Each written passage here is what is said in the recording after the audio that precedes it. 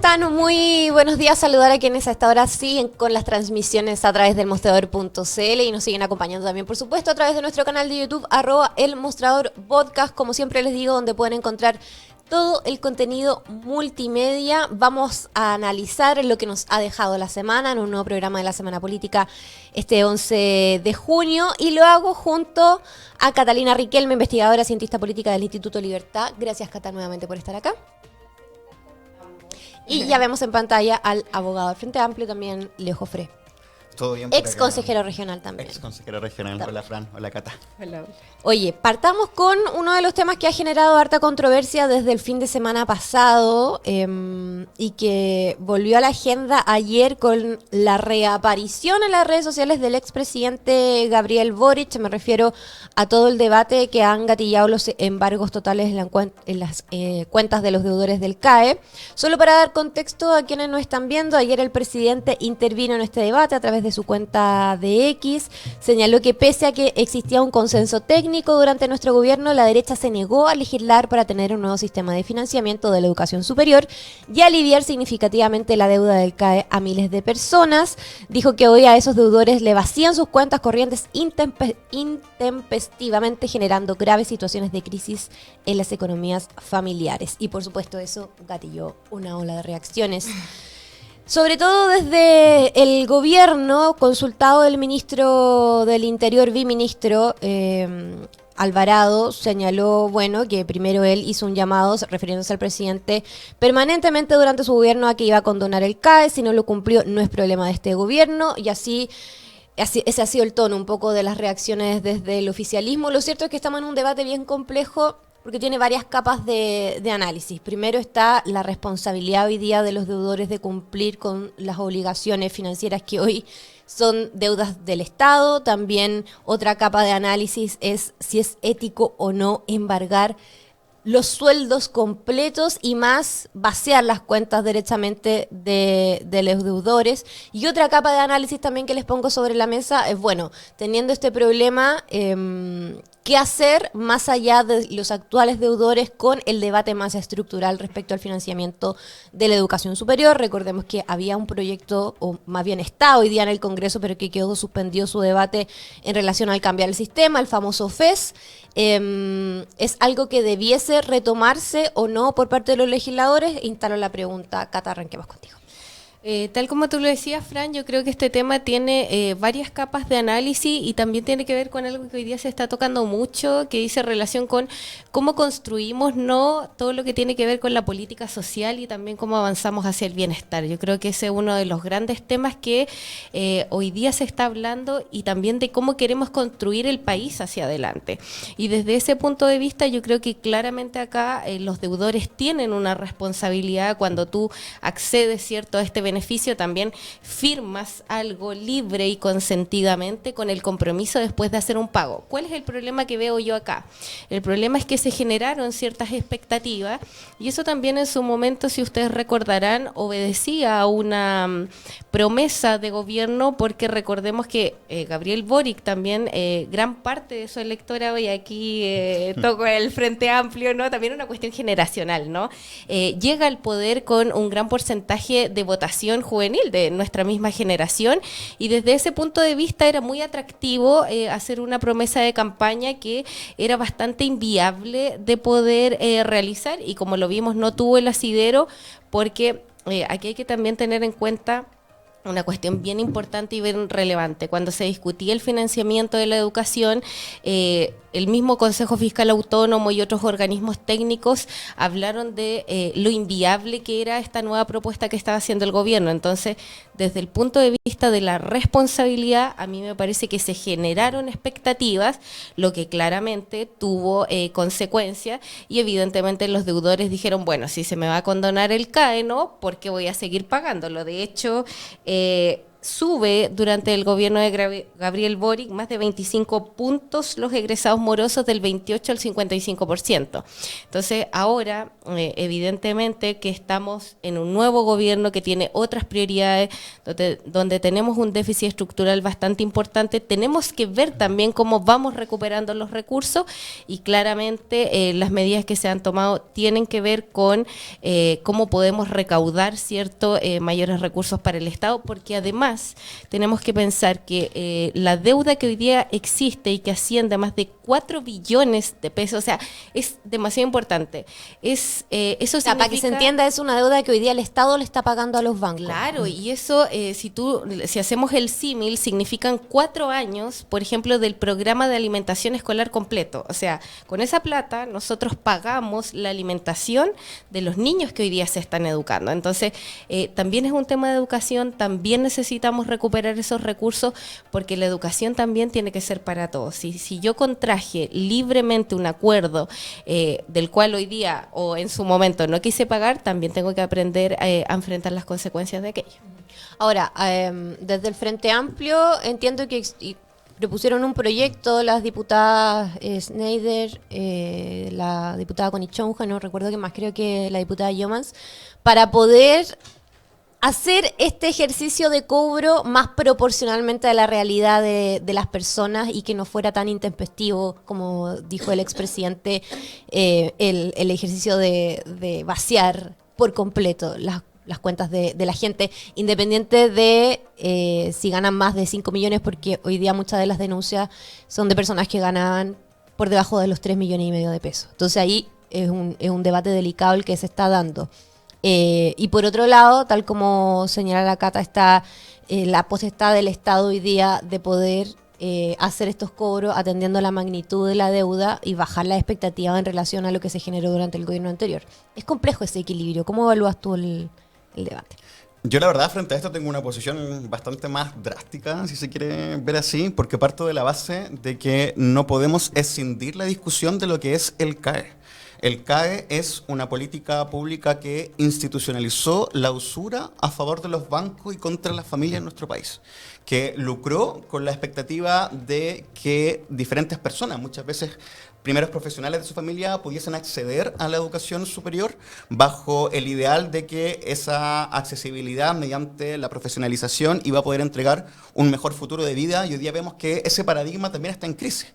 Y cuando está en crisis ese paradigma, vemos los niveles de desempleo, los niveles de desregularización también que existen en términos de las carreras universitarias en Chile, con frases desafortunadas como también la del ministro Quirós recientemente, implican también pensar cómo se construyó una política de financiamiento de la educación superior que hoy día tiene esta crisis tan importante a nivel educativo y a nivel de los ingresos de las familias.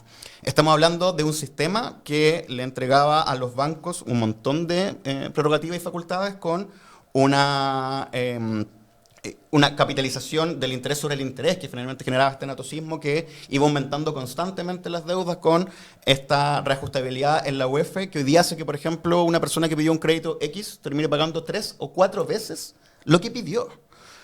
Por ende, evidentemente, eso va generando una crisis importante en el sistema y que se lleva a la práctica cuando el 70% de las personas que hoy día deben el CAE ganan menos de 750.000 pesos. Por ende, evidentemente, cuando uno va hacia lo que es el CAE y se da cuenta de cuál es el impacto que sostiene la familia, es un impacto gigantesco que hoy día vale la pena cuestionárselo. Y eso sigue siendo también parte de una decisión administrativa del Estado, porque es decisión de este gobierno, en el fondo, de esta administración, el generar el cobro que está realizando a costa también de las familias. Evidentemente acá hubo una promesa de campaña, parte de un programa de campaña del presidente Boric que se llevó a cabo. Eso yo creo que es importante enfatizarlo. No fue simplemente una promesa en tanto se dijese, pero no se llevase a cabo mediante un proyecto de ley. El presidente lo decía muy bien, no todo puede ser a nivel administrativo del Ejecutivo una decisión meramente presidencial. Esta decisión se discutía porque era un nuevo sistema de financiamiento, que partía con el FES y la condonación de la deuda educativa, no solamente del CAE, sino del Fondo Solidario y también del crédito Corfo. Pero lamentablemente, la derecha en el Congreso particularmente en el Senado, porque este proyecto se aprobó en la Cámara de Diputados, rechazó el proyecto. De hecho, hay un titular bien famoso de la UDI celebrando el rechazo a el nuevo sistema de financiamiento que condenaba el CAE, y son esas mismas personas que celebraron el rechazo y la condonación al CAE mediante ese proyecto que hoy día salen, una vez que son gobierno, generando este impacto importante que lleva al vaciamiento de muchas cuentas de estudiantes endeudados y, por cierto, también de futuros embargos. Por ende, veo que hay una contradicción muy grande entre quienes rechazaron ese proyecto y las palabras, por ejemplo, del ministro Alvarado, que delega la responsabilidad al presidente Boric, pero no asume su responsabilidad en tanto su sector político fueron quienes estuvieron en contra de poder avanzar en estas políticas de condenación. Ahora entiendo, usted, corríjame si mal no recuerdo, el proyecto del FES o sea, proponía no una condonación total de la deuda, era una condonación parcial. Escalonada, ya. Pero además el proyecto buscaba reconfigurar el sistema de financiamiento de manera completa. Totalmente. ¿No? Y eso No se restringía al CAE solamente. No, claro que no. De hecho, al acabar con el CAE, lo que planteaba el FES era que se acabara con el negocio del banco, porque en el fondo, ¿cuál es el negocio del banco? El banco hace que una persona se hace una cuenta, le cobra todo a la persona, pero inmediatamente deja esa acción judicial de lado y va y le cobra al Estado. Por ende, el Estado termina pagando muchísimo más a propósito de créditos como el CAE, en vez de esa plata, de esas lucas que tiene directamente, financiarlas en la educación superior. Entonces, el sistema se reformulaba de forma tal de que esa inyección de dinero fuera directamente a la educación superior, bajo regímenes de que nuevamente las personas, una vez que ya fueran profesionales, podían devolver eso de otras formas también. Ahora, bien sabemos que en política podemos estar eternamente delegándonos responsabilidades de un lado a otro, sobre todo si seguimos con la alternancia en el poder que hemos tenido desde el retorno a la democracia, sobre todo en los últimos años. ¿Qué, a su juicio, cómo debiese abordarse esto a partir de ahora? Entendiendo en que se van a materializar los cobros, probablemente se vaya a amortiguar un poco lo agresivo que fue el embargo total de cuentas, porque sí es impopular para el gobierno estar haciendo ese ejercicio, sobre todo para quienes no cuentan con sueldo millonario y cuyo sueldo depende del sustento familiar. Son cuestiones éticas básicas. Pero más allá de eso, ¿qué hacer en términos estructurales? ¿Cómo lo ves, Cata? A mí me parece, y es algo que discutíamos un poquito antes, ¿no?, de que comenzara el programa, de que el cobro ha sido imperfecto, y me refiero a imperfecto en el sentido de brindar adecuadamente las opciones para que los deudores puedan generar convenios que te permitan pagar, ¿no? Si a ti te ofrecen un convenio en las distintas modalidades que hoy día está ofreciendo la tesorería, pero tú no tienes la capacidad financiera para poder, no sé, dar un pie, que era lo que conversábamos antes, de 1,5 millones de pesos. Entonces yo creo que lo que se tiene que abrir hoy día el Estado en ese sentido es a buscar la manera de que, ok, yo reconozco que tengo una deuda, pero también quiero tener las opciones para poder pagar dentro de la medida de lo que yo pueda. Yo creo que en ese sentido el cobro ha sido, e insisto en lo mismo, imperfecto, porque hay que buscar la mejor estrategia, por ejemplo, estableciendo medidas más graduales que permitan a los deudores ir poniéndose al día de a poco, porque la deuda ya está, ¿no? Entonces ahora lo que tenemos que hacer es ver cómo podemos tratar de solucionar de la mejor manera posible, y también que impacte no sustantivamente, no en el sustento, valga la redundancia, familiar mensual, lo que implica, yo creo, la deuda del CAE, porque esos recursos, insisto, hay que recuperarlo. Chile ha transitado en materia de política pública hacia un enfoque y un paradigma más de universalización de derechos, ¿no? Todo lo que tiene que ver con la gratuidad de la educación, la pensión garantizada universal. Nosotros tenemos muy buenas políticas públicas que lo que buscan hoy día es ir avanzando en garantizar el bienestar, pero ese bienestar también hay que pagarlo, ¿ya? Y eso se hace con recursos. Entonces yo creo que ahí hay una diferencia sustantiva también ideológica entre lo que plantea la izquierda y la derecha respecto de cómo se van obteniendo esos recursos.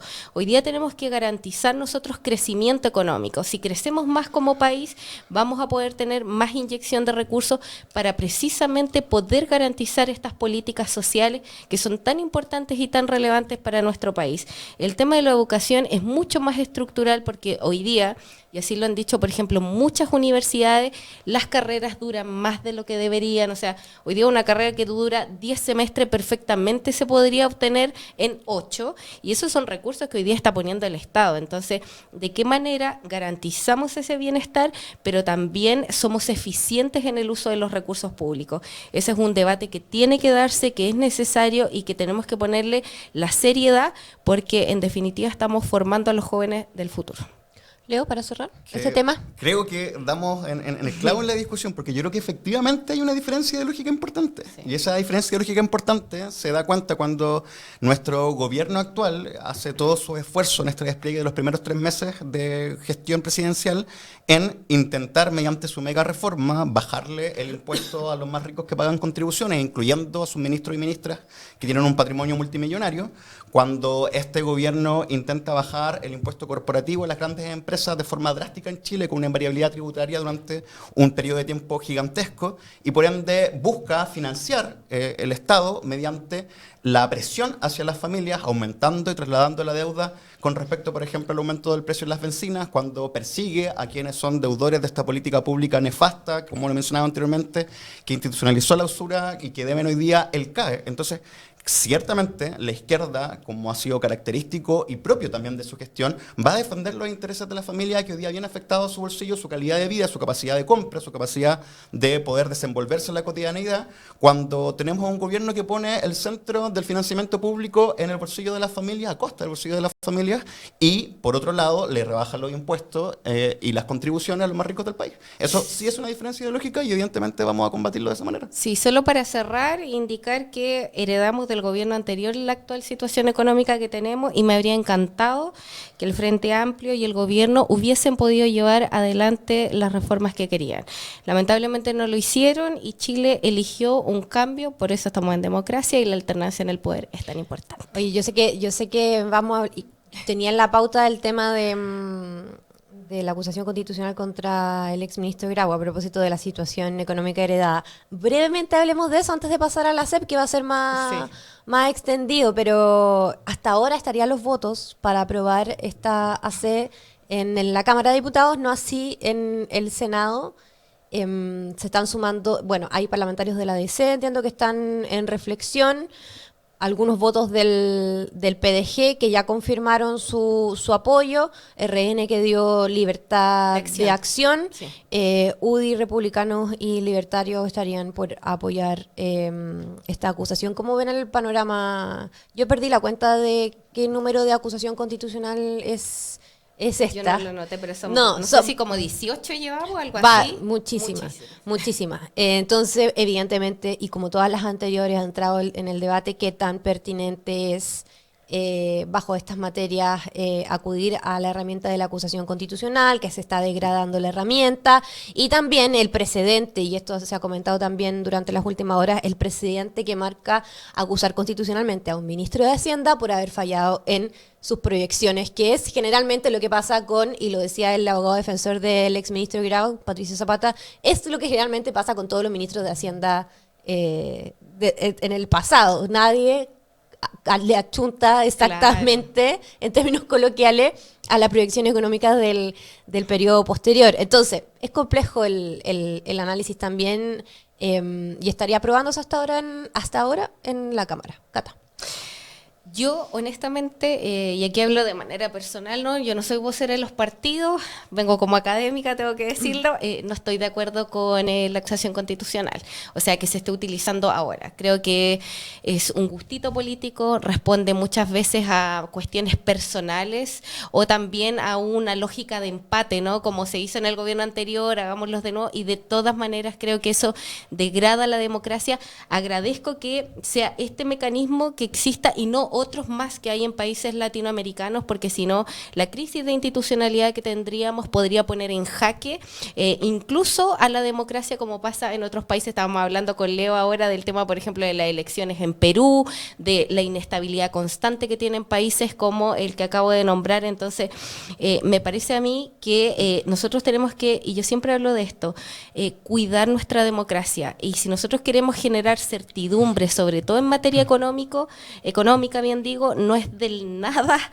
auspicioso que además esté en una acusación constitucional el ministro de Hacienda, porque, y ahí me tomo de las palabras que decía Evelyn Matei, esto puede provocar un efecto boomerang, y quién dice que no, con tanta alternancia que tenemos no en el poder, que después le toque al otro ministro. Entonces, yo creo que no es un buen síntoma, sobre todo internacionalmente, de cómo nos ven como país, de cuáles son las certidumbres que nosotros tenemos que generar, y que básicamente aquí yo en ese sentido pondría un poco más de orden a los partidos, y no voy a hablar del partido de la gente, pero sí voy a hablar de los partidos, por ejemplo, que tienen que ver con el mismo republicano. O sea, cuidemos también al presidente. Siento que esto no le ayuda mucho. Sí, además que el presidente ha tenido que responder también a las preguntas de la prensa sobre la pertinencia o no de esto, en medio además, y esto lo instalo como interpretación, pero hay temas tan delicados que hoy día se están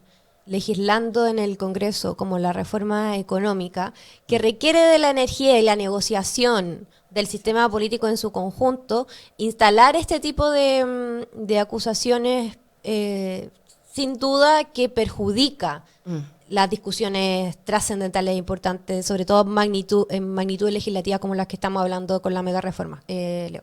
Sí, yo creo que da cuenta de lo que ha sido el posicionamiento político de la ultraderecha durante este último tiempo, que en el gobierno anterior permanentemente tuvo un posicionamiento de obstruir los avances para que precisamente las reformas no pudieran llevarse a cabo, y que hoy día también lo hace mediante esta política de la performance, ¿no? Como de llevar a especie de voladero de luces todo hacia la figura de la acusación constitucional contra el ex ministro Grau, cuando incluso, y esto yo lo valoro mucho, expertos, economistas también de la derecha han dicho esto no tiene sentido, como ustedes muy bien lo decían anteriormente. Sí, han publicado cartas tratando como de... Porque hay un consenso generalizado que en estas materias no podemos utilizar de ninguna manera el espectáculo y las acusaciones constitucionales como una manera de generar golpes políticos. Que son materias de Estado, por supuesto, entonces las políticas hay que cuidarlas. de finanzas son de Estado, y eso sí o sí siempre se ha respetado de esa manera. Y aparte también hay una consideración que yo me acuerdo que leía Alex... vicepresidente del Banco Central, que decía, bueno, también esto es culpa de Grau, si fuese eventualmente una responsabilidad en términos de cuáles son las proyecciones y cuál es el estado que tienen hoy día las finanzas del país, hay una cuestión mucho más profunda que simplemente un ministro que estuvo los últimos 7 meses de gobierno. Entonces, por muchos lados, creo que no se explica más que sencillamente generar este voladero de luces hacia la atención mediática, cuando precisamente se requieren hoy día consensos para poder avanzar en temáticas bien complejas como la mega reforma que se está planteando. Y yo lo recordaba mucho a propósito de lo que fue la discusión constitucional. No quiero revivir fantasmas que muchas veces rondan en varios espacios, pero ahí el Partido Republicano y la derecha en general, en el primer proceso constitucional sobre todo, acusó mucho de la aplanadora, de que se querían imponer las mayorías que legítimamente habían sido electas para ese momento, sin diálogo, sin discusión. Y hoy día vemos que tienen una posición muy similar en este tipo de temáticas, donde el diálogo es escaso, donde por un lado llaman a que haya conversación. El ministro Quirós lo decía que estaba conversando como diputado con diputado, senador con senador, intentando vincularse con las bancadas, pero por otro lado van con el garrote. Y así están permanentemente generando esta presión que tampoco le hace bien al gobierno y sus pretensiones. Yo creo que no tiene sentido la acusación constitucional, eso ya ha sido mencionado, como lo decía, por diferentes actores, incluyendo actores relevantes por parte de la derecha, y hoy día debiésemos hacer el llamado a que la discusión sea en torno a los avances para Chile y no desgastarnos en estos juicios que a la larga solamente van a generar mayor polarización. Y que probablemente se desestimen, ¿no? Que es lo que han dicho varios expertos también. Que ya sabemos cómo va a terminar esto, como la comisión revisora va a decir como no estamos de acuerdo, va a pasar a la Cámara de Diputados, van a pelear, en el Senado se va a rechazar si pasa ese espacio, y así permanentemente. Un loop eterno que es una performance. Hemos visto en el último tiempo. Ya, en relación a la construcción de mayoría, es pertinente esa frase para poder también analizar los datos que nos trajo la encuesta CEP que se publicaron ayer, los resultados del Estudio Nacional de Opinión Pública que se hace cada ciertos meses. Es importante señalar que la recolección de datos fue entre el 18 de abril y el 27 de mayo. Por lo tanto, las opiniones no recogen lo que ocurrió con el cambio de gabinete y la cuenta pública. Pero aún así hay datos interesantes. Leía yo una cita del investigador del CEP, Sebastián Izquierdo, que decía a propósito de este 52% de los chilenos que desaprueba la forma en que el presidente Kast está llevando adelante el gobierno, que es interesante observarlo desde la perspectiva que el presidente sí tiene una base de apoyo importante, pero no la suficiente. Por lo tanto, trabajar por la construcción de mayorías en la aprobación de sus proyectos y en la generación de políticas públicas debiese ser un eje que el Ejecutivo tiene que trabajar en su forma de hacer política hoy día. Bueno, precisamente el 52% desaprueba la gestión, 34% lo aprueba y hay un 67% de acuerdo a los datos en total que tiene baja o nula confianza en que el presidente va a poder cumplir las promesas formuladas durante la campaña, es decir, su programa de gobierno. Vamos con esos datos primero, ¿cómo lo ven en general, Cata? Yo creo que, a ver, el gobierno ha instalado su tema y hoy día si nosotros observamos la encuesta CEP también lo más importante hoy día para las personas tiene que ver con la seguridad. Sí, primer tema. Primer tema. Recuerdo yo en los 90 con el retorno de la democracia el tema más importante tenía que ver con la vivienda, por ejemplo, ¿cierto? Ese era el tema del momento y todos los esfuerzos se concentraron en cómo disminuir el déficit habitacional.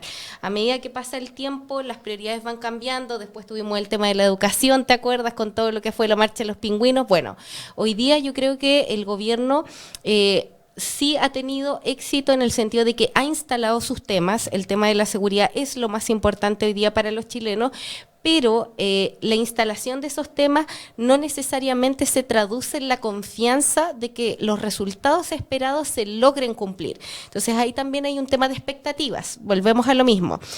Yo iría por la lógica también de que evidentemente las reformas requieren tiempo y los cambios también son más paulatinos, pero hoy día tenemos una sociedad mucho más pragmática, mucho más práctica, que quiere, yo siempre lo digo, la política cosística, la gente quiere ver qué es lo que se está haciendo. Entonces desde ese punto de vista, a mí me parece que los esfuerzos debiesen estar concentrados hoy día en cómo ir, insisto, saliendo del estado de emergencia. Parece que ya no estamos hablando no tanto de la situación de emergencia, sino que más bien ir concentrando los esfuerzos en proyectos de ley que apunten precisamente a mejorar las materias de seguridad.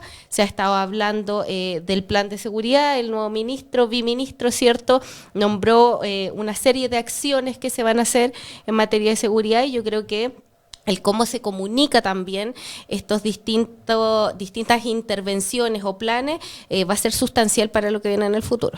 Bueno, está delincuencia como primer problema y después le sigue salud, educación, narcotráfico y pensiones. Leo. Una de las primeras cosas que me llamó la atención es cómo puede el gobierno actual pretender impulsar la mega reforma que está intentando en el Congreso con un ministro de Hacienda que tiene un 19% de aprobación. Es una de las figuras que son parte del actual gobierno con menor confianza que inspira, con menor aprobación por parte de las personas, y eso me parece problemático para un gobierno que, si bien ingresó con el discurso de la seguridad como prioridad, ha demostrado que su principal punta de lanza en estos primeros 3 meses sigue siendo el carácter de la reforma tributaria y económica que está planteando en el Congreso. Creo que eso da cuenta también de un problema importante de instalación y de cómo puede generar la credibilidad social para poder implementar reformas de ese estilo. Creo, concediéndole algo positivo al gobierno, que efectivamente el cambio de gabinete que no está reflejado, como tú bien decías, Fran, en este espacio, le va a hacer bien, porque la ex ministra Mara Seguini también tenía una evaluación muy baja y creo que se ha notado también el cambio de mano en tanto lo comunicativo, lo mediático y también la seriedad un poco en los ministerios que fueron modificados tanto en seguridad como en vocería. Sí, bueno, ha tomado protagonismo, paréntesis, el subsecretario del Interior, Max Pavés. Sí, bastante. Y ha sido interesante su figura, el rol que ha jugado a propósito de las vocerías de contingencia y la diferenciación que se hace con las vocerías que hace el ministro de Seguridad e Interior. Eso quería como acotar, que Sí, hay un giro y creo también interesante. que da cuenta de algo bien importante que hablamos en un programa pasado que hice relación con la no improvisación en cargos importantes, en carteras tan relevantes con personas sin experiencia en la política. Le está haciendo bien al gobierno que las personas que hoy día están tomando el protagonismo en estas carteras relevantes sean personas que tienen manejo, que tienen experiencia, y eso da cuenta también de darle seriedad a la política en lo que hemos venido trabajando. Crítica sí, que también lo hemos venido comentando, la excesiva masculinización de el protagonismo político en este gobierno. Retrocede mucho también lo poco y nada que habían de mujeres en el gobierno de Kast, y eso me parece que no es una cuestión baladí a propósito también de cuáles son los intereses sociales y cómo ha avanzado el protagonismo de las mujeres con justas reivindicaciones a propósito de la equidad de género y otras materias. Y por último, me parece destacable el término de las figuras con mayor legitimidad social. Lo conversábamos también antes, como lo veníamos diciendo, a propósito de la figura del alcalde Bodanovich, que tiene un amplio nivel de aprobación, es la figura con mayor aprobación dentro de la encuesta CEP, con muy bajo rechazo comparativamente, lo cual lo deja muy bien aspectado también para futuros escenarios electorales, porque el rechazo es muy relevante, sobre todo cuando hay una elección presidencial, por ejemplo, y la persona tiene que decidir por quién votar o no. Ayuda mucho tener un bajo rechazo, pero también, para que no sea simplemente la camiseta frente amplista, me llama la atención positivamente, y lo quiero valorar, que la figura de Claudio Rego vuelva a estar entre los 5 También está mejor entre evaluados. los mejor evaluados. Porque Sí. creo que Claudio Rego fue víctima de una campaña orquestada mediáticamente por parte de la derecha de confundir la responsabilidad penal que tiene que ser parte. Yo espero que haya juicio y castigo por lo que ocurrió con Procultura, particularmente con Larraín y las personas que estuvieron a cargo de eso, con imputar a Claudio Rego de que había allí conscientemente un negociado, que había fraude al fisco, que había la intención de quitar el dinero a los chilenos y chilenas por parte de programas inexistentes, porque el programa de salud mental existió. Lo que ocurrió fue que la mala gestión de Procultura finalmente terminó haciendo que esos dineros hoy día desaparecieran, y el gobierno regional tenía todas las garantías realizadas para poder cobrar eso, y se hizo judicialmente.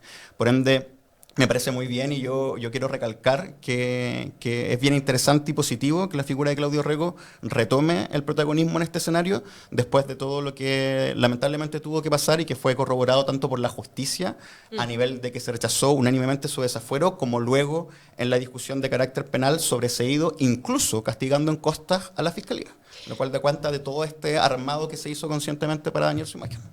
Volviendo a Tomás Bodanovich, es bueno que el alcalde se tome con mesura estos temas, porque él es bien cauto, sobre todo porque está en el ejercicio de un cargo tan relevante como lo que está haciendo en el municipio, pero además porque la historia reciente nos dice que levantar candidatos presidenciales con tanta anticipación significa inmediatamente quemar esos nombres. Exactamente. Lo vimos, y que esto lo comprobó la campaña de la exalcaldesa Evelyn Matei. Así que es un buen precedente para tener ojo el cómo diseñar. Yo ni ¿no? siquiera quise decir la palabra El cómo- presidencial, porque dije, no, y acá ya hemos aprendido suficiente, valoremos la alta El cómo aprobación. diseñar. Oye, para cerrar, hay una pregunta que siempre se hace, que es ¿cuánta confianza tiene usted en la siguiente institución? Y se dan una serie de alternativas.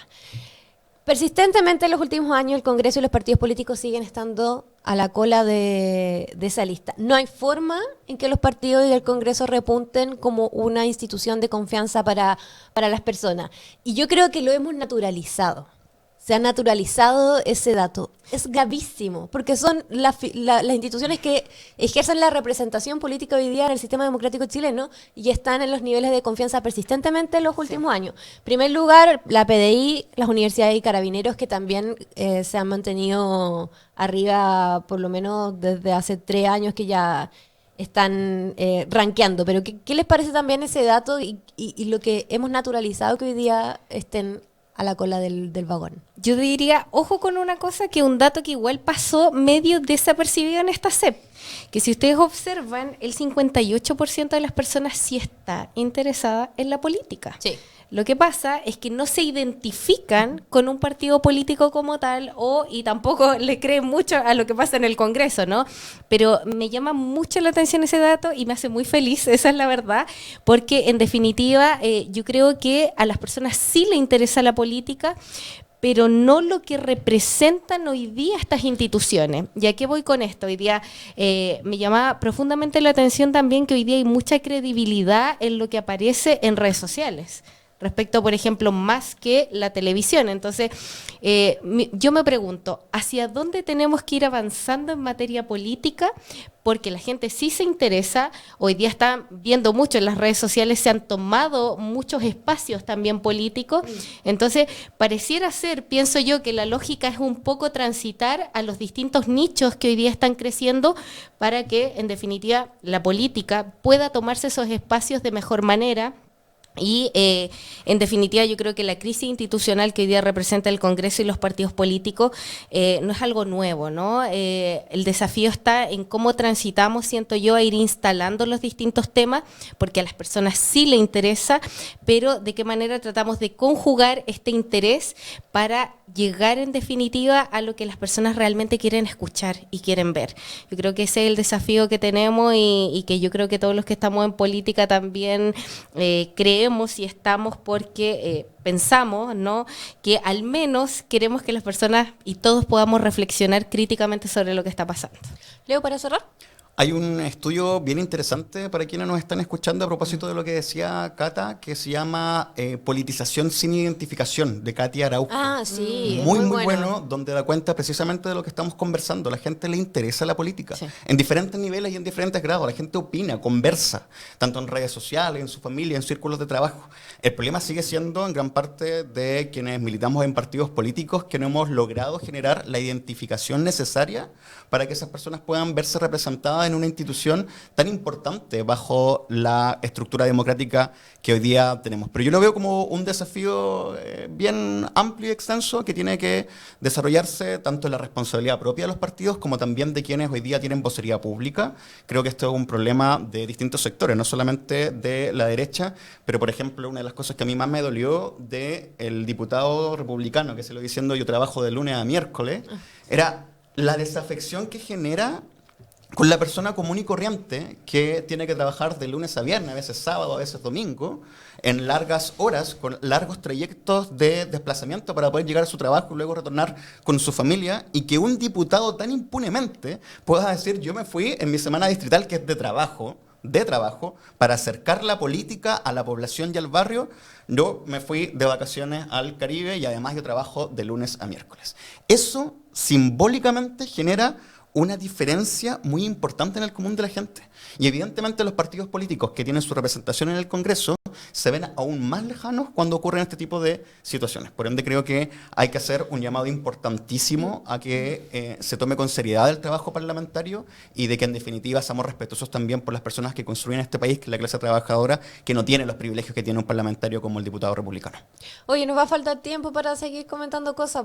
Podemos dejar algunos temas para el siguiente programa. Hay algunos indicadores, algunas preguntas que muestran que han mejorado la valoración a la democracia. Eso parece una noticia positiva, que va a ser interesante de analizar a ver cómo evoluciona con la siguiente encuesta. Así que, bueno, nos quedamos con eso. Cata, Leo, muchísimas gracias como siempre por venir hasta el mostrador para conversar. Gracias. Y como siempre los dejamos invitados a que se sigan informando con nosotros a través del mostrador.cl, que nos puedan seguir viendo a través de nuestro canal de YouTube, @elmostradorpodcast, y nos vemos pronto. Que estén muy bien. Buenas semanas. Chao, chao. Ahí sí.